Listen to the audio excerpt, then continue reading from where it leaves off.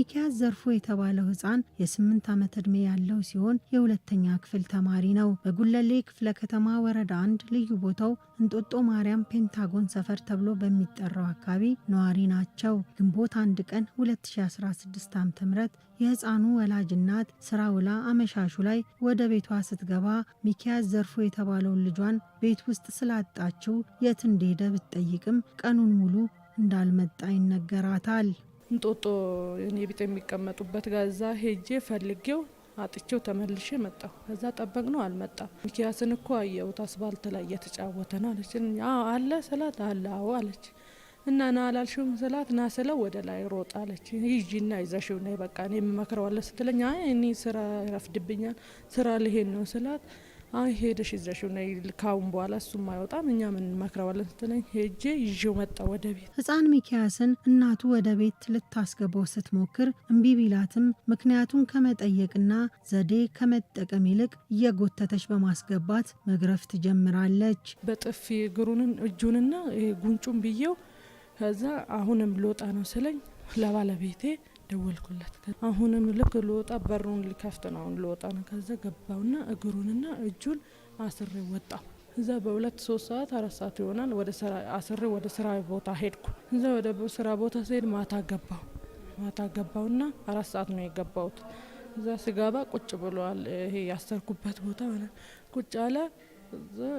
እንደዚህ ይሻልሃል ወይ አንተ ባታስቸግር ይሄ ሁሉም አይመጣም ነበር። ይሄ ሁሉ ላይም ደረጃ እንደርስም እሺ ብትለን እሺ አሁን ምን ይሻላል አልኩ። አሁንም ጧት ወይ ጠፋብኛል ብዬ ቅዳሜ ነጋ። ቅዳሜ አሁንም አሰሬው ወጣው። አንድ ወላጅ ልጆቹን ለማሳደግ የተለያዩ ውጣ ውረዶችን ያሳልፋል። ወልዶ ማሳደግ፣ መንከባከብና ማስተማር ያለውን ልፋት ወላጅን ጨምሮ ሁሉም የሚረዳው ጉዳይ ነው።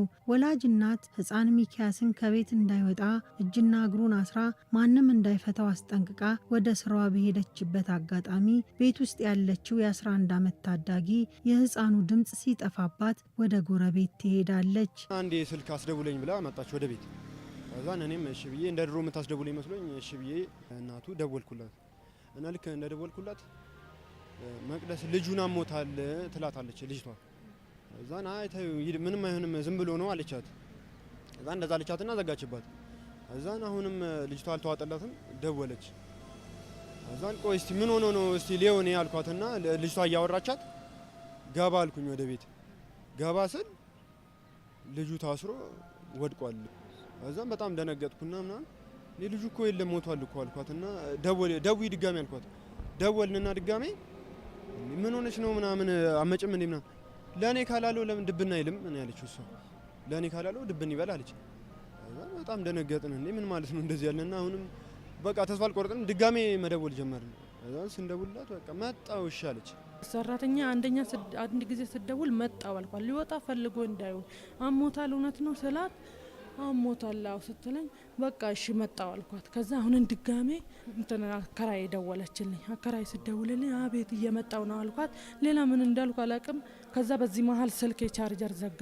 በቤት ስደርስ ሞቷል። የህፃኑን ሞት ከሰሙት የአካባቢ ነዋሪዎች መሀል አቶ ተስፋዬ ሽመልስ አንዱ ናቸው።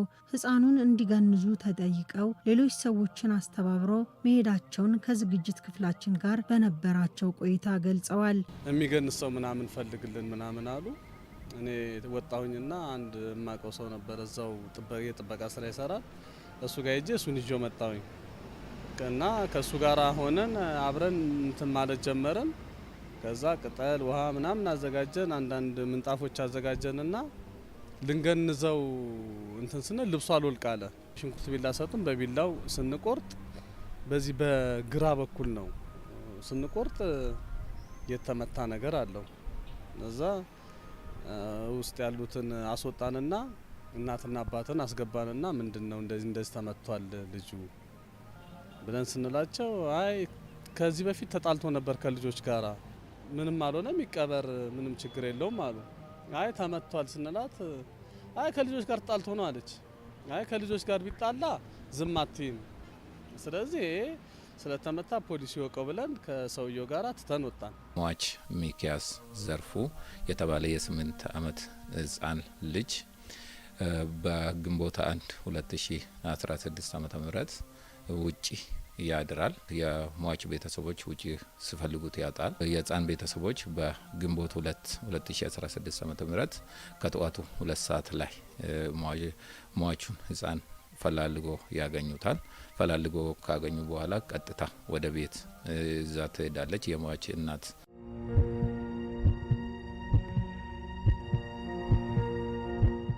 ለምን ውጭ ያደርክ በሚል ምክንያት የለበሰውን ልብስ ታስወልቋለች።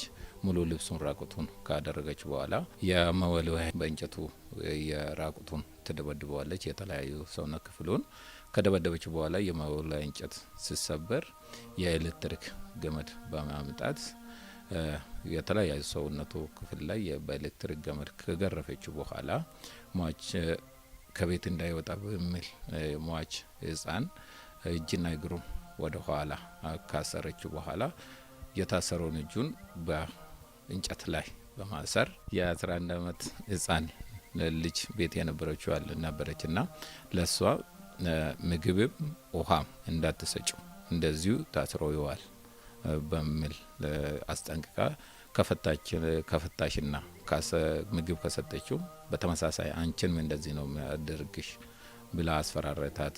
እዛው በታሰረበት ወደ ስራ ትሄዳለች። ህጻናት ከእድሜያቸው ለጋነት የተነሳ የአካል ጥንካሬና የአእምሮ ብስለት ስለማይኖራቸው ከሌሎች የህብረተሰብ ክፍሎች በተለየ መልኩ ለተለያየ አይነት በደል የተጋለጡ ናቸው። ድጋሜ ገመድ አንስታ ልትመጣ ስትል እቺ የ11 ዓመት ህጻን ልጅ ትከለክላታለች።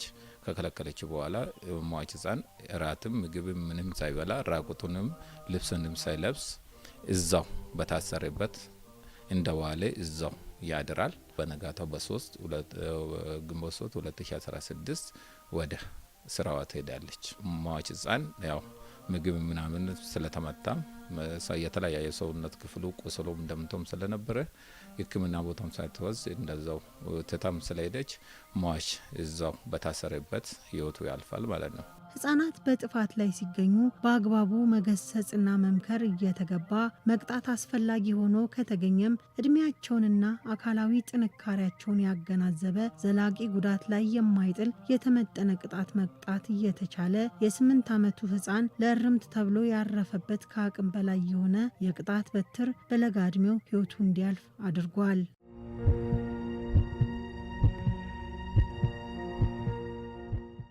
ህጻናትን ከተለያዩ ጥቃቶች ለመከላከልና ለመጠበቅ ከቤተሰብ ጀምሮ አጠቃላይ ማህበረሰቡ ያየውንና የሰማውን ለሚመለከተው አካል ማሳወቅና መጠቆም ይጠበቅበታል። በአዲስ አበባ ሴቶች ህጻናትና ማህበራዊ ጉዳይ ቢሮ የህጻናት መብት ደህንነት ማስጠበቅ ዳይሬክተር አቶ አንዱዓለም ታፈሰ በክፍላቸው የህጻናትን ደህንነትና መብት ለማስጠበቅ እየተሰሩ ስላሉ ስራዎች ጠይቀናቸው ምላሽ ሰጡን። እንደ ቢሮ በጣም እያሳሰበን ከመጣ ከቅርብ ዓመታት ወደዚህ አንዱ ጥቃት ነው።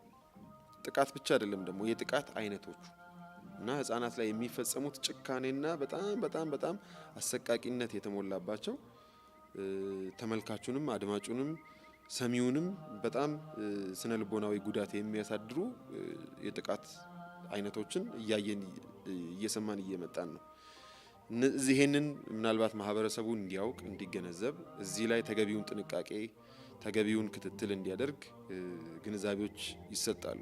ተደራሽነትን ውሱን ቢሆንም ማለት ነው። በተለይ ከተመለከት ነው እንደዚሁ ከጥቆማዎች ከፖሊስ አካላት ጋር ካለን መረጃ ልውውጥ በራሳችንም ደግሞ በምናደርገው ምልከታ የጥቃት አድራሽ የመጀመሪያው ባለቤት እና ህጻናት ላይ ጥቃት ፈጻሚ ሆኖ እያገኘን ያለነው የቅርብ ቤተሰብ። ህጻናት በአብዛኛው በሩቅ አካል አይደለም ጥቃት እየተፈጸመባቸው ያለውና ወላጆች እዚህ ላይ ትልቅ ሚና አላቸው። የሚወስዱት እርምጃ ልጆቻቸው ላይ ምን ሊያመጣ እንደሚችል ግንዛቤ ከማጣት ነው ወይም ደግሞ የጉዳቱን መጠን ካለመረዳት ነውና በዚህም ልክ አልፎም ደግሞ በጣም ሆን ብለው ህጻናት ላይ ጥቃት የሚያደርሱ ይገጥሙናልና እነዚህ ምናልባት የህግ ተጠያቂነቱ እንደተጠበቀ ሆኖ ማህበረሰቡ ግን እዚህ ላይ ትልቁ ግንዛቤ እንዲኖረው እየሰራን ያለ ነው። የነገ ሀገር ተረካቢ የሆኑ የዛሬዎቹን ህጻናት በአግባቡ የማሳደግና የመንከባከብ ኃላፊነት ወደ ጎን በመተው በቅርብ ቤተሰቦቻቸው የሚፈጸምባቸው ጥቃትና ድብደባ ህይወት እስከ ማሳጣትና ከባድ የአካል ጉዳት እስከ ማድረስ የሚዘልቅ ሆኖ የሚገኝበት አጋጣሚ በተደጋጋሚ ይከሰታል። ህጻናት ላይ የሚፈጸሙ የድብደባና ህጻናትን የህይወት ማጥፋት እስኪደርስ ድረስ የሚወሰዱ እርምጃዎች እኔ እርምት ነው ብሎ ቢባል በእኛ ማህበረሰብ ውስጥ እንደዚህ የለም። እርምት አለ። መጠነኛ እናቱ አባቶቻችንም እኛን ሲያሳድጉ የሚቆነጥጡበት የሚገርፉበት ሁኔታ አለ። ባልተገባ ቅጣት ህይወታቸው የሚያልፉ እዚህ ላይ በተለይ በትምህርት ቤት አካባቢና የትምህርት ቤት ማህበረሰቡንም ሁል ጊዜ የምናስጠነቅቀው 2-3 ጊዜ ገጥሞናል።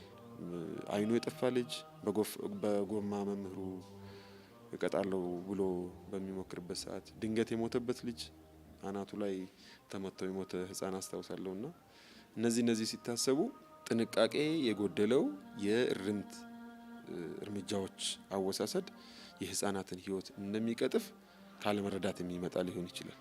ስሜትን ካለመቆጣጠር፣ ንዴት ብቻ ምን ሊያመጣ ይችላል የሚለውን ካለመረዳት በጣም በርካታ ልጆቻችንን ህጻናትን እየቀጠፈ ህይወት እያሳጣ ይገኛል። የአንድ ሰው የህይወት መሰረት የሚጀምረው ከወላጅ ነው። በመሆኑም ልጆች የሚያዩትንም ሆነ የሚያነቡትን ነገር እንዲለዩና ጠቃሚውን እንዲመርጡ የማገዝና የመከታተል ኃላፊነት አለብን። ህጻናት ባለማወቅ የሚያጠፉት ጥፋት ቀጣይነት እንዳይኖረውና እንዲስተካከሉ ለማድረግ የሚፈጸመው የእርምት ቅጣት በአካላቸውና በአእምሯቸው ላይ መጥፎ ጠባሳ ጥሎ በሚያልፍ መልኩ መሆን እንደሌለበት አቶ አንዱዓለም ይገልጻሉ። የልጆቹን ባህሪ ሊያርቅልን ወደምንፈልገው መንገድ ሊያመጣ የሚችል አማራጭ መጠቀም በጣም ይቻላል እና ለምሳሌ የሚወዱትን ነገር መከልከል ሊሆን ይችላል። ለተወሰኑ ሰዓታት ጨዋታ ሊሆን ይችላል። የጨዋታ ሰዓት ቢኖራቸው ያንን የጨዋታ ሰዓት ማሳጣት ሊሆን ይችላል። ማሳጣት ማለት በሌላ ይተኩባቸዋል። ለምሳሌ የሚችሉትን መቀመጥ ሊሆን ይችላል። ሌሎች ስራዎችን መስጠት ሊሆን ይችላል። ይሄ እንደ ቅጣት አማራጭ አይደለም መታየት ያለው፣ እንደ እርምት ማረቂያ መንገድ ነው የሚታየው። ስለዚህ እነዚህን መውሰድ እንደ አንድ ትልቅ አማራጭ ነው። ሌላው ከልጅ ጋር ባለ ያለን ቅርበትና ምክክር ከታች ጀምሮ ነው እያሳደግን መምጣት ያለብን። ልጄ ይሰማኛል ወይ? ምን ስል ያደምጠኛል? ምን ስል ይታዘዘኛል የሚለውን ነው በደንብ ማወቅ ያለብን። አንዳንድ ወላጅ ደብድቦ እንኳን የሚፈልገውን የእርብት መንገድ አያመጣም፣ ግን ብዙ ጉዳት ህፃኑ ልጁ ላይ ፈጽሟል። ቆም ብሎ ማሰብ ይጠይቃል ማለት ነው። የሟች ህፃን ሚኪያስ ህይወት እንዲያልፍ ምክንያት ሆናለች ተብላ በዋናነት በተጠረጠረችው ወላጅ እናቱ ላይ ፖሊስ የሰውና የሰነድ ማስረጃዎችን በማደራጀትና በማጠናቀቅ ለሚመለከተው የፍትህ አካል መላኩን የጉዳዩ መርማሪ ገልጸዋል። መዝገቡ በሰውና በሰነድ ማስረጃው ተጠናቅሮ ለሴቶችና ህጻናት ምርመራ አቃቢ ህግ ምርመራ ዳይሬክቶሬት ተልኳል። እንኳን በወለደ አንጀት በማንኛውም ሰው የሚፈጸም እንደዚህ አይነት ጭካኔ የተሞላበት ድርጊት ከህሊና ወቀሳም ሆነ ከህግ ተጠያቂነት የማያድን በመሆኑ አንድን ነገር ከመፈጸማችን በፊት ድርጊቱ በራሳችንም ሆነ በሌሎች ላይ ሊያስከትል የሚችለውን ጉዳት ደጋግመን ልናስብ ይገባል። እናት ልጇን ገደለች ሲባል ለእኔ በጣም ማፈሪያ ነው። እውነት በእኔ የደረሰው ለማንም እንዳይደርስ ለማንም እንዳይጽ እናት 9 ወር አርግዛ 9 ወር በሆዷ ይዛ 3 ዓመት አጥብቼ እስከ 8 ዓመት ያለውን አሳድጌ የእናትነት በጣም ከባድ ነው። እኔ ምን እንደምልም አላቅም፣ ቃላትም ያንሰኛል። በእኔ የደረሰው ግን በማንም እንደሚደርስ አልፈልግም። እርምጃ ወሰዱና ልጆቻቸውን ቀጡ ምንላቸው ወላጆች እኮ አሁን ተጸጽተው ሊሆን ይችላል። ለምን እኔ እኮ ይሄን ላረግ አስቤ አልነበረም። ከተፈጠረ በኋላ ብናለቅስ፣ ጸጉሩ ብንነጭ፣ ደረት ብንደቃ ወዘተ ምንም ለውጥ አያመጣም። ለምን ያሳጣ ነው የአንድን ሰው ህይወት ነው፣ የልጃችንን ህይወት ነው። ወላጆች ለልጆቻቸው ልጆች ምንም አይችሉ የትኛውም ጉዳት ሊቋቋሙ ስለማይችሉ ስንቀጣቸውም በአግባቡ ሊሆን ይገባል ነው።